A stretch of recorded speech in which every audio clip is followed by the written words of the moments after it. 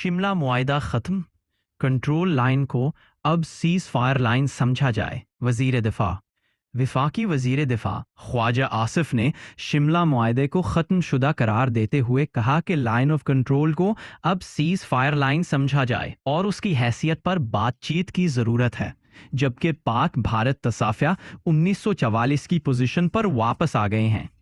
TV से गुफ्तगू करते हुए वजीर दिफा ख्वाजा आसिफ ने भारत की हिंदुत्व सोच को खित्ते के लिए खतरनाक करार दिया और कहा कि सोच के हामिल अफराद किसी भी हद तक जा सकते हैं।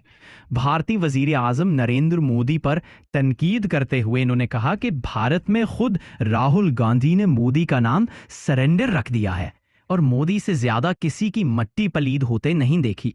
भारत में कहा जा रहा है कि मोदी ने सरेंडर कर दिया है। जवाहिरलाल नेहरू जैसे रहनुमाओं का एक मकाम था, लेकिन मोदी का कोई मकाम नहीं है। खित्ते के ममालिक का दबाव है कि अमन बरकरार रहना चाहिए, लेकिन जंग का खतरा अब भी मौजूद है। अगर भारत ने दोबारा जंग मुसल्लत की तो पाकिस्तान पहले से ज्यादा सख्त जवाब देगा। पाकिस्तान जंग नहीं चाहता, लेकिन अगर जंग मुसल्लत की गई तो पूरी कौम मुत्तहिद होकर जवाब देगी।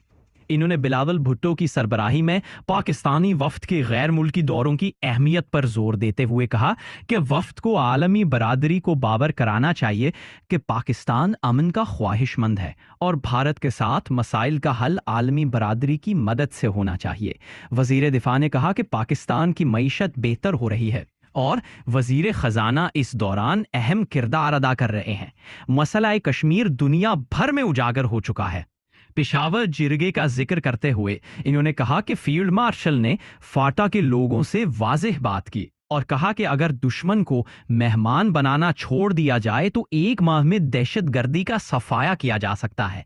इन्होंने कहा कि अफगान मुहाजिरीन की वापसी की पॉलिसी बरकरार रहनी चाहिए क्योंकि उनकी पाकिस्तानी सरजमीन से कोई वफादारी नहीं। खैबर रोड पर पख्तूनिस्तान का झंडा देखा था और कई मीटिंग्स में मौजूद होता था जिनमें अमेरिका कहता था कि हक्कानियों का कुछ करें। अफगानिस्तान से पाकिस्तान के खिलाफ होने वाली दहशतगर्दी में भारतीय एजेंट मुलव्विस हैं।